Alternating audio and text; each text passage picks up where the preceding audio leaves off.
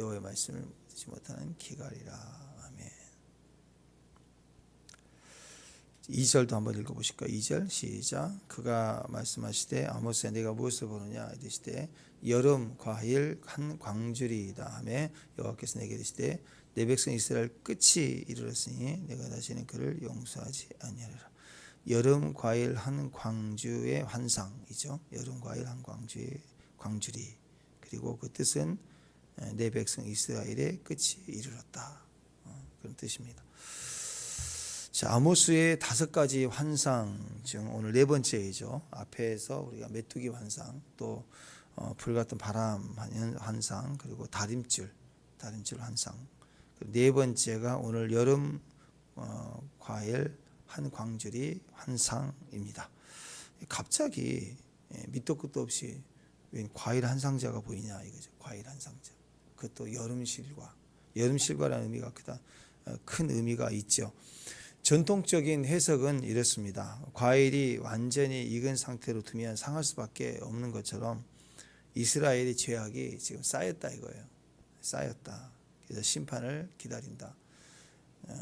또 무르익은 여름 실과를 나무에다 그대로 달려 있는데 과수원에 과일을 보니까 다 익었어요. 익었는데 그대로 두면 상하거나 떨어지거나 상하게 되잖아요. 그러니까 그때 당연히 따지 않습니까? 광주리에 담아오지 않겠어요? 그래서 여름 햇빛이 강하기 때문에 이제 다 익기도 전에 사실은 좀 일찍 또 수확하기도 합니다. 이스라엘은 죄악이 물을 대로 익었다 이거예요. 물을 대로 다 익었다. 그대로 나무에 두지 않고 따간다. 그래서 이방 땅 광주리에다가 집어넣어서 옮긴다. 뭐 그런 해석이 이제 오늘 내용입니다. 한마디로 이스라엘 멸망이 임박했다 그렇게 볼 수 있어요. 시기적으로도 새로운 시작, 우리 새해죠. 우리는 1월 1일인데 로시아샤나가 9월 달이죠. 거의 여름이 끝나고 가을 시작할 때 나팔절, 나팔을 불고 새해 시작이다. 요한계시록에 나팔 그럼 딱 생각나죠. 새 하늘, 새 땅, 그다음에 새 예루살렘.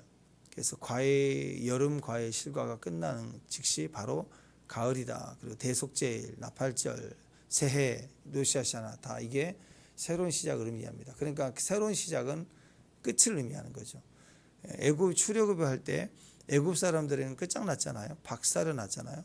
근데 이스라엘 사람들에게는 그게 새로운 시작이죠. 깨트려지니까 새로운 시작을 의미하는 겁니다. 죽음도 마찬가지예요. 성도의 죽음은 끝이 아닙니다. 성도의 죽음은 새로운 영광의 시작이죠. 하나님 나라의 시작이 되는 것입니다. 자, 그래서 이제 여름 실과 그러면 딱 느낌이 뭐냐? 끝이구나, 끝났다, 또는 새로운 시작이다 그런 의미예요. 또 오늘 의미는 궁극적으로는 하나님이 다시 그들을 새롭게 하시지만 여기서는 이스라엘의 죄악에 의한 심판, 끝났다, 너희 끝장난다, 끝이다 그런 의미로 여름 실과 과일의 한 광주리를 보여주는 것입니다. 원어로 보면 여름 과일 또는 여름 썸머 프루트 이 똑같은 건데 여름이나 여름 과일이라는 단어가 카이츠입니다. 카이츠. 근데 이 단어를 사람들이 어떻게 상징하느냐 전통적으로 유대인들은 끝, 종말이란 단어로 생각을 해요. 인식을 합니다. 왜 그러냐면 히브리 단어는 모음이 없어요. 자음만 있어요. 그러다 보니까 문자로만 모음을 빼버리고 뭐 간다 그러면은 기역 디귿이잖아요. 기역 디귿만 딱 보는 거예요. 모음이 없으니까. 그러니까 그때 이게 뭔 단어냐 생각할 때 문자로만 보면은 여름 과일이라는 단어하고 끝 종말이라는 단어하고 자음으로는 똑같아요. 발음은 틀리는데. 그러니까 여름 과일은 카이치고 또 종말이라는 단어가 캐치거든요. 단어가 달라요. 근데 모음을 빼버리니까 똑같아 글자가. 그러다 보니까 이 글자 자음만 딱 써 있을 때는 어떤 사람은 캐치로 읽기도 하고 어떤 사람은 카이치로 읽기도 합니다. 그래서 이 두 단어가 항상 같이 쓰이니까 사람들이 여름실과 이 단어를 보면 여름실과라는 의미도 있지만 동시에 뭘 생각하냐면 아, 이것은 종말이라는 단어구나, 이렇게 생각을 같이 떠오르게 하는 거예요, 상징적으로. 그리고 또 성경적인 흐름을 봐도 여름이 지나면 가을이 되지 않습니까? 종말이 시작되는 것처럼 자연스럽게 이어집니다. 그래서 유대인들은 여름 실과라는 단어를 볼 때 끝 종말이라는 뜻을 함께 이해하는 거죠. 이게 그들의 상식입니다. 딱 여름 과일 한 상자 그러면 종말, 이렇게 인식을 했다라는 거죠. 그래서 그런 의미로 보면 해석이 좀 될 거예요. 자, 마가복음 13장 28절에 보면 예수님의 무화과 나무의 비유를 배우라. 그 가지가 연하여지고 잎사귀를 내면 여름이 가까운 줄 아나니. 그 말은 뭐예요? 종말이 가까운 줄 아나니. 카이츠랍니다. 그러니까 조금 이해가 되죠? 주님 어떤 의도로 얘기하시는지. 예레미야 8장 20절에도 추수할 때가 지나고 여름이 다하였으나, 그러니까 정말 망할 때가 끝이 다 됐으나 우리는 구원을 얻지 못한다 하는도다, 뭐 이런 얘기. 또 아모스 8장 오늘 1절 2절 나오죠. 주께서 내게 이와 같이 보이셨느니라. 보라, 여름 과일 카이츠 한 광주리이니라. 그러니까 여름 카이츠 가까운 줄 아나니, 여름이 가까운 줄 아나니, 그 말은 종말이 가까운 줄 아나니, 이렇게 이해를 하는 거예요.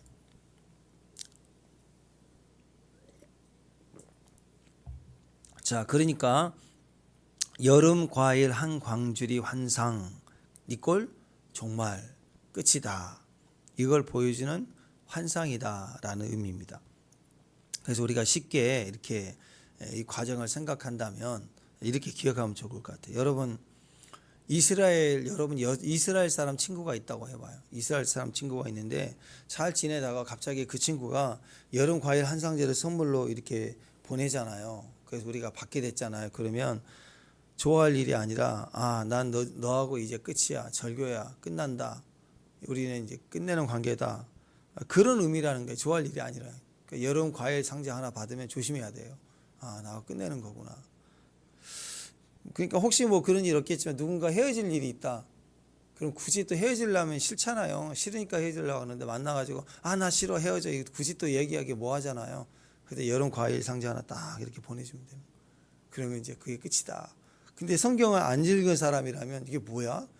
자기가 미안하니까 나한테 사과하는 의미로 보냈나? 이렇게 해석하면 안 된다 이거예요. 성경을 읽어야 된다는 거예요. 성경을 읽어야 여름 과일 상자 보내면 이제 끝이다, 안 보겠다, 이제 그런 의도다 생각하시면 돼요. 자, 네 번째 환상, 그러니까 이 네 번째 환상은 이제 결론이 그거죠. 끝이다, 종말이다, 이제 심판이 시작된다, 그런 환상입니다. 자, 그러니까 여름 과일 한 광주리, 그런 의미로 이제 이스라엘 끝이 이르렀다, 심판에 옮겨지게 된다. 죄가 다 무르익어서 이제 하나님 내가 따버리겠다. 그리고 바구니에 담아서 아수르라는 바구니에 담아서 옮기겠다. 뭐 이런 의미가 될 거예요. 자, 에레미야서, 우리가 이제 에레미야서 했잖아요. 에레미야서 24장에 보면 1절 2절에도 과일 두 광주리가 나오는데요. 에레미야서 24장 1절 2절 제가 읽어드립니다. 느부갓네살 왕이 유다 왕 여호야김의 아들 여고냐와 유다 고관들과 목공들과 철공들을 예루살렘에서 바벨론으로 옮긴 후에 여호와께서 여호와의 성전 앞에 높인 무화과 두 광주리를 내게 보이셨는데, 한 광주리는 처음 익은 듯한 극히 좋은 무화과가 있고 한 광주리는 나빠서 먹을 수 없는 극히 나쁜 무화과가 있더라, 이렇게 나왔어요. 그래서 이해가 되시죠? 두 광주리인데 한 광주리는 극히 좋은 무화과를 땄어요. 또 한 광주리는 극히 먹을 수 없는 나쁜 무화과가 있더라. 그러니까 이 여름 실과 광주리가 이제 채워졌고 옮기는데, 이스라엘 제약 때문에 심판을 통해서 옮길 텐데 그냥 막 옮기는 게 아니라 그 옮길 때 주님이 알곡과 가라지를 가르세요. 광주리에다가 다르게 담아요.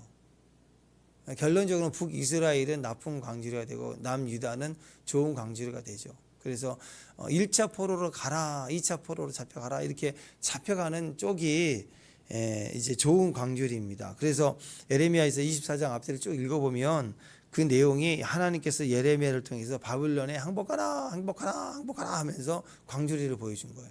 그러니까 항복하고 말씀에 순종하는 사람들은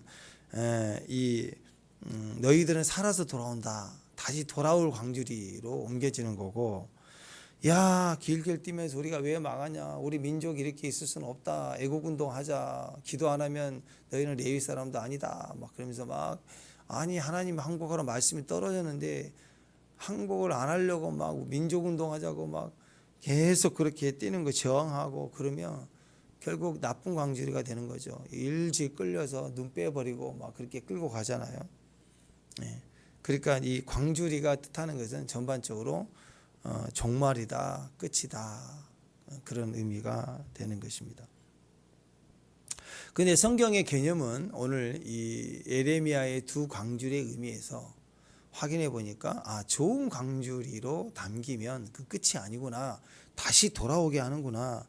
그러니까 세상에는 끝이라는 것이 없어요. 그냥 자기가 끝난 거지 세상은 끝이란 거.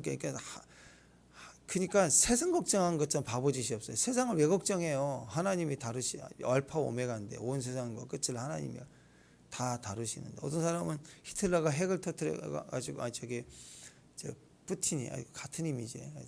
푸틴이 지금 핵을 궁지에 몰리니까 핵을 써가지고 막 이 지구가 종말이 오는 거 아닌가 난리치는데, 아이고 그건 걱정하지 마세요. 그런 일도 없어요. 세상 걱정하는 게 제일 바보예요. 기후가 그랬죠. 기후가 낮잠 자다가 눈 떠서 봤더니 처마 밑에 쥐가 지나가다가 떨어져서 깔려 죽은 걸 보고 자기 집이 나한테 깔리면 나는 어떻게 될까, 그래가지고 마당으로 튀어나와서 하늘을 봤더니 아이고 어떠냐, 하늘이 또 무너지면 나는 어떻게 하냐, 그리고 걱정하다가 죽었다 그러잖아요.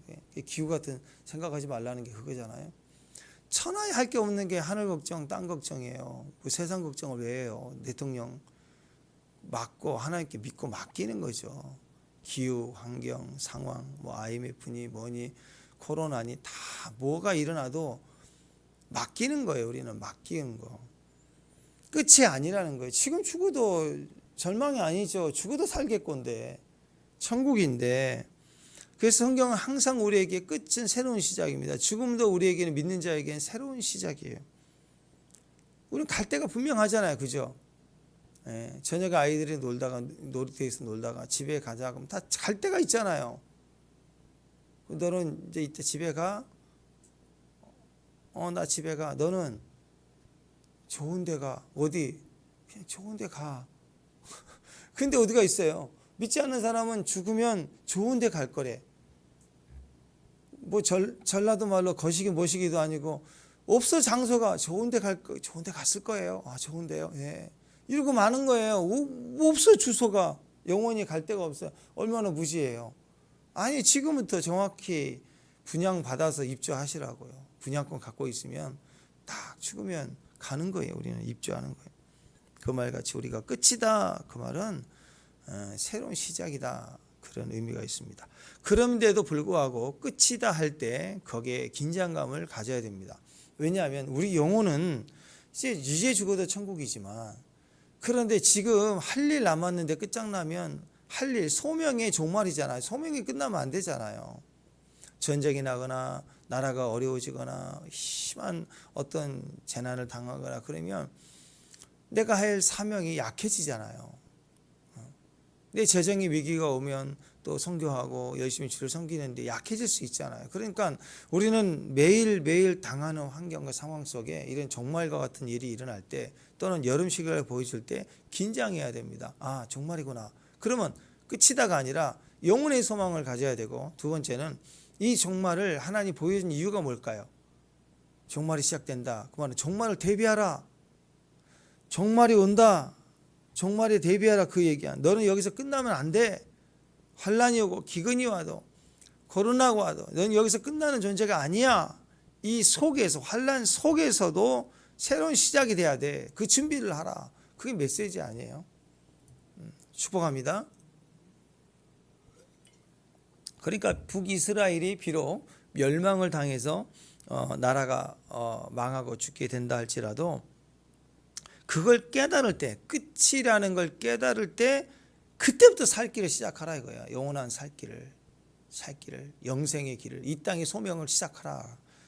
그러니까는 이제 끝났네 하고 후회하지 말고, 그때 시험 끝났네 하고 막 공부 더 할 걸 이런 후회하지 말고, 시험이다 그런 것은 대비하라, 그런 거 아니겠습니까? 그래서 우리가 하늘 걱정, 땅 걱정할 게 아니라 지금 내가 할 수 있는 거, 환난이다 해도 할 수 있는 것들에 대해서 내가 아는 것부터 하라는 거죠. 무엇을 해야 되는가? 그게 11절이에요. 11절. 세상 종말이 와도 딱 하나예요. 딱 하나. 11절 다시 한번 읽습니다. 시작. 주 여호와의 말씀이니라. 보라, 날이 이를지라. 이게 심판의 날이죠. 자, 시작. 기근을 여호와의 말씀을 듣지 못할 기갈이라. 이해가 되죠. 마지막 여름 실과 때, 종말이 다가올 때 어떤 일이 벌어지느냐. 바로 심판 시작하는 바로 직전에 여름 실과를 보내준다는 거예요. 근데 여름 실과를 보내준다는 의미는 끝인데, 그 끝에는 어떤 일이 벌어지냐면 말씀이 사라진대요. 그 말은 뭐예요? 여름 실과만 있는 거예요. 말씀은 사라지고 여름 실과만 있는 거예요.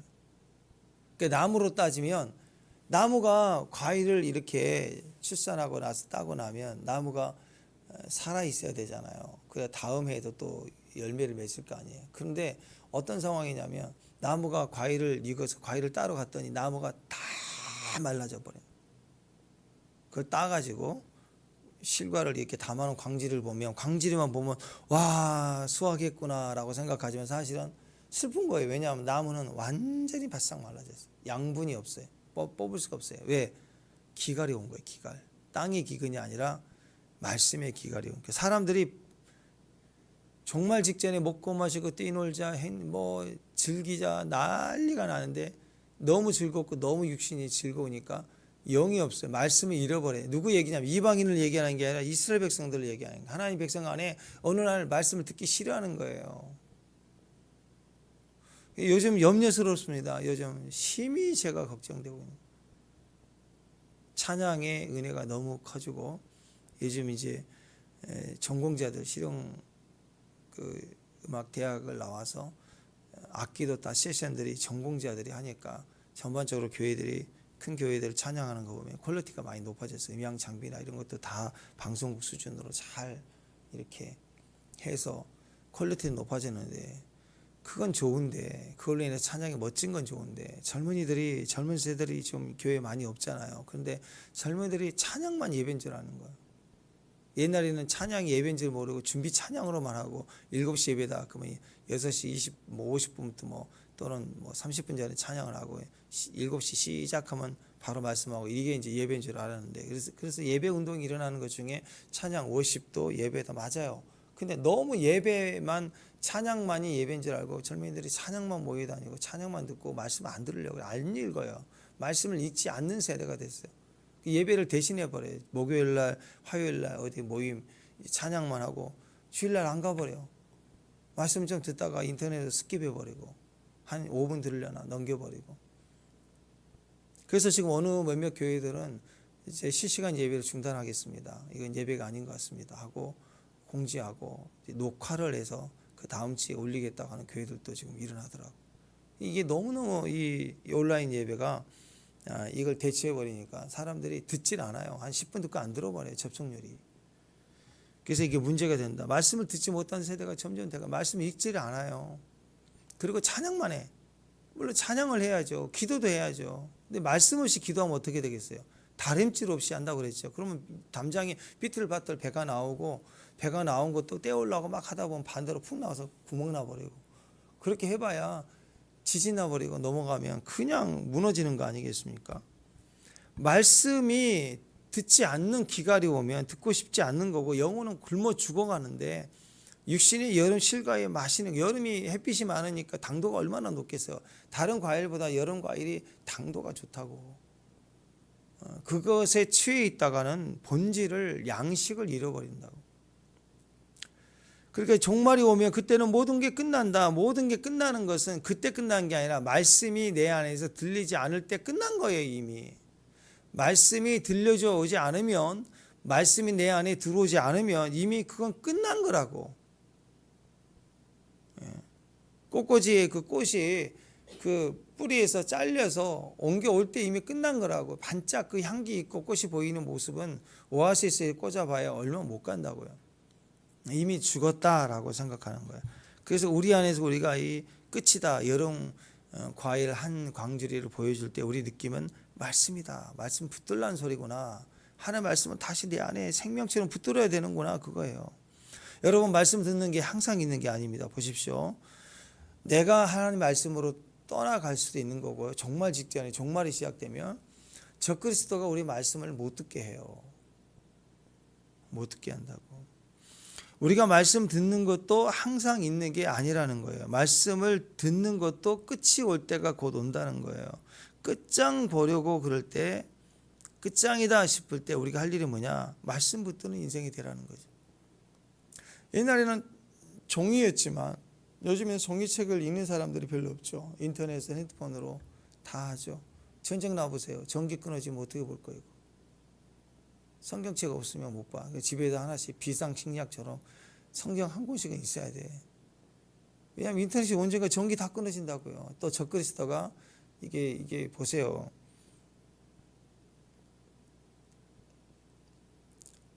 동성애 그 차별로 인해서 가장 큰 문제가 미국이나 영국도 지금 이미 일어난 현상이 성경 못 보게 하잖아요. 성경에 1차적으로 성경에 있는 동성애 하는 것에 대해서 하나님 나라를 유업을 잊지 못한다. 분명히 말씀이 나와 있기 때문에 그걸 설교하면 그걸 고소하는 시대잖아요. 그러니까 그걸 설교를 못해요. 못 읽게 한다고 공적으로. 이게 점점점 되면 성경을 저작권을 사버리면 어떻게 되죠? 사버린다고. 사버려서 인쇄를 안 하고 못 보게 해요. 못 듣게 하고. 찬양도 노래도 연말 되면 계속 막 루돌프 사슴코는 막 계속 여기저기 뭐 문구점에 가도 그렇고 백화점 가도 다 지나가는 길거리도 다 캐롤이 했잖아요. 지금 없잖아요. 그 중에 하나가 어린아이 없어서 그런 것도 있지만 저작권 때문에 공적 자리에서 틀지 못하게 하잖아요. 다 받아서 라이센스 받아서 틀게 하잖아요. 그렇게 지금 시대가 돼가고 있잖아요. 끝이 오면요. 말씀을 듣지 못하는 쪽으로 어떤 시스템이든 적그리스도가 그러든 뭐 전쟁이 나서 그러든 전기가 끊어져 그러든 우리가 그렇게 가고 있다라는 거예요. 말씀 보기가 참 어려운 시기가 올 거예요. 올 거예요. 그래서 여러분 우리는 언젠가는 그런 시대가 오기 때문에 이게 외적이든 내적이든 사람들이 말씀에서 마음이 떠나거든 또는 세상적인 상황이 오든 그럴 때 깨달아야 돼. 이때 우리가 이길 수 있는 마지막 때를 이길 수 있는 방법은 말씀이구나. 그래서 말씀 묵상하고 말씀을 매 사람이 되려고 해야 됩니다. 우리나라 같은 경우로 보면 우리나라의 복음이 복음의 자리 예루살렘 그러면 우리나라 예루살렘 평양이에요.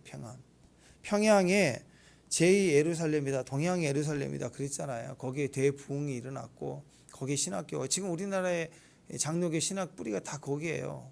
우리 신학교 들어갈 때 보니까 신학교 제일 꿀 올라가면 이름이 제1회가 평양신학교에 다 뿌리가. 지금 교단 나눠졌는데 다 지들이 다 원뿌리라고 그래. 우리도 그렇고. 평양신학교래. 그만큼 기독교에 수도 있고 그리고 우리가 구원받을 시대 다 순교자도 다 그 평양신학교 출신들의 목사님들이 순교했다고. 근데 지금 북한을 보세요. 어떻게 돼요? 북한 끝이 있어요. 그렇게 흥왕에도 끝이 온다. 예루살렘에도 또 이런 북이스라엘도 보세요. 언젠가는 말씀을 떠난 기근이 오잖아요. 다 그 바가 영원하지 않는다라는 거예요. 우리도 그랬죠. 얼마 전까지 항상 말씀 보고 찬양할 줄 알았는데 코로나 바이러스 때문에 예배도 못 드리고 정부가 예배를 제한하고 막 기도를 하지 말래. 입에서 침 튀긴다고. 또 뭐 성경도 보지 말래. 왜냐하면 공공장소에 책을 보면 또 접촉하니까 옮겨진다. 도서관의 책은 그대로 놔두고 서점의 책은 그대로 왜 성경책에만 바이러스가 있냐 이거예요. 그래서 못하게 했다고. 찬송도 제한하라. 한두 사람은 마스크 쓰고 하라. 우리가 이럴 때 깨닫는 게 있죠. 지금이 기회예요. 아직 이르기 전에 기회 지나가기 전에 말씀 보고 눈 아직 막 안 보여서 막 그런지 않잖아요. 잘 안 보여도 그래도 보이잖아요. 손 뻗으면 보이잖아요. 이렇게 그럴 때 그거라도 보일 때 손 뻗어서라도 이렇게 성경 읽으라는 거예요. 기회 지나가기 전에 항상 끝이 온다. 언젠가는 끝이 올 거다. 다리 그래도 걸을 수 있을 때 선교 가고 그렇게 하라는 거. 미루지 말라는 거. 항상 끝이 온다. 미루지 말라. 미루지 말라. 예배하는 거 미루면 안 됩니다. 기도하는 거 미루면 안 됩니다. 효도하는 거 미루면 안 됩니다. 사랑한다고 말해주는 거 미루지 마세요. 자꾸 사랑한다고. 당장 하세요. 당장 기회 지나가기 전에. 못할 때가 온다고. 못할 때가. 그때 기도해 줄 걸 그러지 말고. 사랑한다고 더 말해 줄 걸 그러지 말고. 당장 예배 드리고 당장 하나님의 말씀 붙들어라. 그것이 여름 실과 한 광줄입니다. 당장 기도하라. 당장 말씀 붙들라. 당장 엎드려라. 왜냐? 말씀이라는 것도 항상 들을 수 있는 게 아니다. 전도서 우리 했죠. 전도서 마지막 메시지가 뭐였어요? 할 수 있을 때 하라 이거예요. 헛되고 다. 할 수 있는데 미루지 말라. 말씀에 대해서 미루지 말라. 천하의 솔로몬도 할 수 있는 거, 말씀이 똑똑하니까 언제든지 할 수 있는 거 미루고, 진짜 해야 될 거 미루고, 쓸데가 없는 거 연구하고 다니고, 무슨 집 짓고 궁전 짓고 무슨 건축하고 막 난리를 외교하고 장가를 그냥 수십 번 가고, 그러다가 헛되고 그렇게 가잖아요. 진짜 해야 될 것은 미루면 안 돼요. 사랑하는 거 미루면 안 됩니다. 기도하는 거, 예배하는 거, 효도하는 거 미루지 마십시오. 나중에는 하고 싶어도 못하구나 할 때가 온다고. 늙어요. 그리고 죽어요. 그러니까 늙을 때가 온다는 거예요. 젊을 때 하라는 거예요. 젊을 때 할 수 있는 거 하라는 거예요. 할 수 있을 때 지금이다. 지금 헌신하고, 지금 미래를 자꾸 핑계하지 말고, 지금 믿고, 지금 기도하고, 지금 큐티하고, 지금 연습하고, 지금 도전하고, 지금 구제하고, 지금 선교하고, 지금 사랑하고, 지금 베풀고, 지금 용서하고, 지금 품어주고, 지금 다가가지고.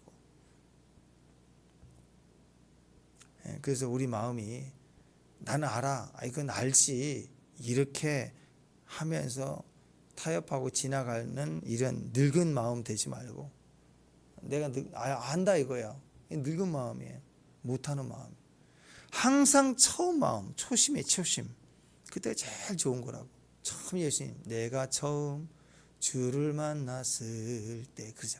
처음 주님 앞에 섰을 때, 처음 찬양 은혜 받았을 때, 처음 기타 쳤을 때, 처음 예배할 때, 처음 말씀이 들어와서 막 내 안에서 불처럼 임할 때, 처음 직분 받았을 때, 그 싱싱한 마음을 잃지 말라는 거죠. 여름 과일 한 광주리를 볼 때, 그때 결단하자, 각오하자, 헌신하자, 그럼 늦어요. 처음 마음 그대로 지금 계속 가지고 쭉 가면 되는 거예요. 성공하는 세상의 사람들도 비결이 뭐냐? 초심을 잃지 않는 거라, 이렇게 얘기를 합니다. 좌절하고 낙심할 때, 처음 시작할 때 그 마음을 잃지 않는 거, 이것이 이 역경을 이뤄낼 수 있는, 모든 역경을 이겨낼 수 있는 힘이다. 어떤 그 식당 주인도 그 얘기를 하시더라고요. 자기 처음 오픈했을 때 한 사람이 기여하고, 그리고 오면 진짜 손님 왕처럼 느껴지고, 그리고 잘 오셨다 고맙다고 하고, 음식할 때도 깨끗하게 하고, 청소 미리 막 해놓고, 그것이 지금도 그렇다. 성공한 이후로도 항상 설렌다는. 그러니까 성공하지 않겠어요? 근데 시작할 때는 막 간판부터 깨끗하게 다 해놓고 한 3달 되니까 이거 안 되겠네 싶으니까 그릇도 대충이고 주방도 대충이고, 그러면 손님이 알거든요. 음식만 달라지면, 재료 하나 딱 빠지면요, 손님이 벌써 딱 알아요. 그러면 끝나는 거예요. 음식점은 한 번 딱 그러면 안 가. 처음 마음 꾸준히 가면 어떤 거든, 공부든 사업이든 어떤 것이든 된다 이거예요. 주님은 우리를 보실 때 항상 새롭게 우리를 봐요. 항상 처음 마음처럼 긍휼히 여겨주십니다. 우리도 그렇죠. 처음 보는 말씀처럼, 처음 부르는 찬양처럼 또 주님을 만났던 싱싱한 마음으로 돌아가야 됩니다. 진짜 능력 있는 사람들을 보면 모든 것이 다 처음처럼 느껴진대요. 그래서 하루하루의 모습을 보면 오늘도 처음처럼, 술 얘기 아닙니다. 지금도 있나 술? 처음처럼 그런 거 아니에요. 항상 그 중심이 싱싱하게 그렇게 섬긴다. 우리 아들 진짜 미워 그러지 말고, 처음에 태어났을 때 보세요. 얼마나 귀합니까? 그죠? 아름다운 여인은 결혼한 이후에 매일매일 처녀로 태어난다. 뭐 그런 세상 말이 있습니다. 하루라는 이름, 아침마다 새 하루를 주신 거예요. 똑같은 게 아니고요. 새 하루를 줬다고. 내일은 새로운 태양이 떠오른다 그러잖아. 새 하루라고요. 그러니까 결혼한 이후에 늘 새로운 정결한 신부로 자기 자신을 단장하고 화장도 하고 그래야 된다고. 그냥 애들 추리닝 대충 입고 자고 일어나고 막 그러지 말고 잠옷도 입으시고 화장도 하고 자기를 단장할 수 있어야 됩니다. 어제보다 더 좋은 하루를 오늘 만났다 이거예요. 그 개념이에요. 개념. 하나님에 대한 것도 마찬가지입니다. 처음 마음이라고 하는 것이 이렇게 결국 보면 겸손 아니겠습니까? 겸손한 마음, 항상 처음으로 갈 수 있는 마음, 다시 본질로 돌아가는 마음. 교만한 마음은 내가 할 것 다 해봤어, 나 알아, 내가 맞아, 그런 거 아니에요. 이건 처음 마음이 아닌 거예요. 내가 안다는 거죠. 그래서 사도행전을 보면 처음 성령이 임했을 때가 강력한 거예요. 처음 사도들을 통해서 막 강력해지는 거예요. 정통 유대인들은 구원받았지만 이방인들에게 전도하는 것도 못했어요. 아니라고 생각했어요. 뭐 할례 얘기 나오고 그러잖아요. 그런데 이방인 출신의 전도자들 구원을 받고 사도가 되니까 막 열방을 주시고 다니면서 로마가 뒤집어지기 시작하는 거예요. 헬라인들이 믿고 시작하니까, 다음 세대가 믿고 시작하니까, 이방인들 중에서 구원받은 자가 일어나니까 온 땅에 막 복음이 전해지고 싱싱해지기 시작하는 겁니다. 그러니까 싱싱한 사람들이 처음 사람들처럼 우리가 그렇게 주 앞에 가야 되는 것입니다. 그러니까 겸손하는 것, 처음 마음을 갖는 것, 주님 앞에 주님을 처음 대하듯 그런 싱싱한 마음으로 주 앞에 나오는 것, 그게 얼마나 큰 축복인가. 과일 생각할 때 나는 처음으로 주님 앞에 돌아간다, 그런 마음이 있어야 됩니다. 겸손한 자는 항상 싱싱합니다. 그리고 계속해서 싱싱하기 때문에 새로운 맛이 나요. 과일도 그러잖아요. 따가지고 요즘 미리 저장을 해놓으니까 저장해서 나와서 겉은 멀쩡한데 뭔가 퍽퍽 푸석푸석해요, 사과도. 근데 막 따가지고 막 제철의 과일을 먹으면 풋내가 나고 신맛도 나고 그래요. 그게 사실 건강에 좋은 거예요. 풋풋하고 달기만 하고 그런 거 말고. 약간 신맛도, 과일 단 거 먹으면 당도가 높아지고 약간 쉬어야 돼. 신 것도 먹어야 건강하고 싱싱한 맛이 되는 거죠. 신앙이 그래야 됩니다. 그냥 모든 것이 완전해져 보이는 신앙, 그러면 정체될 수 있어요. 그게 아니라 싱싱해야 돼. 기도도 거칠고 싱싱하고 좀 다뤄지지 않는 것처럼, 다듬어지지 않는 것처럼 약간 아마추어 같게 막 찬양도 하고 기도도 하고 그렇게 예배하고 가는 거, 그게 싱싱한 예배의 모습이다라는 거죠. 처음 오늘 예배에 나오신 것처럼, 오늘 새벽 예배 처음 나오신 분들처럼 축복합니다. 처음 나오셨죠? 할렐루야. 우리 처음 너무너무 긴장. 그잖아. 처음 교회, 어떤 교회에 처음 새벽 예배 나가면 긴장하지 않아요? 두리번 보시기도 하고, 주님 어디 계시나 하고 주님 보시고 그러잖아요. 말씀도 처음 듣는, 오늘 여러분 제 설교 처음 듣는 것처럼 처음 마음처럼 싱싱하게 오늘 말씀 듣고 기도도 싱싱하게. 그래서 새벽 예배가 중요합니다. 첫 시간이니까, 싱싱해지는 시간이니까. 그런 마음으로 오늘 처음 기도하는 것처럼 주님께 사랑합니다 하고 주님께 다 맡깁니다, 그렇게 기도할 수 있는 저와 여러분 되시길 바랍니다. 늘 새로운 마음으로 드리는 예배, 새해 또 하루 첫 시간, 그리고 예수님을 처음 영접했던 마음처럼 그렇게 싱싱한 하루를 오늘 시작하고 승리할 수 있기를 주님의 이름으로 축원합니다. 그런 마음으로 주님을 또 의지하고 바라보면 주님께서 그러셔요.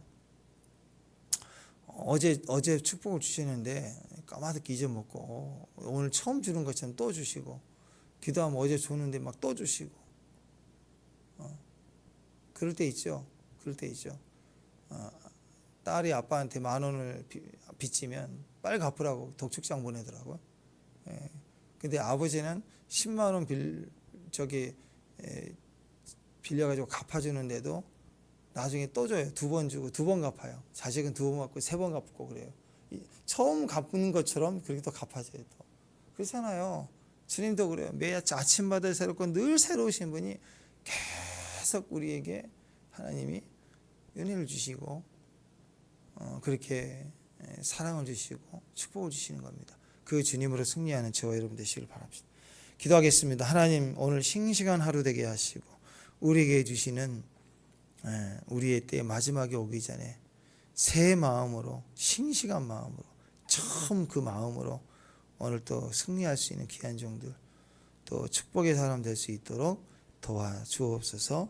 예수님 이름으로 기도합니다.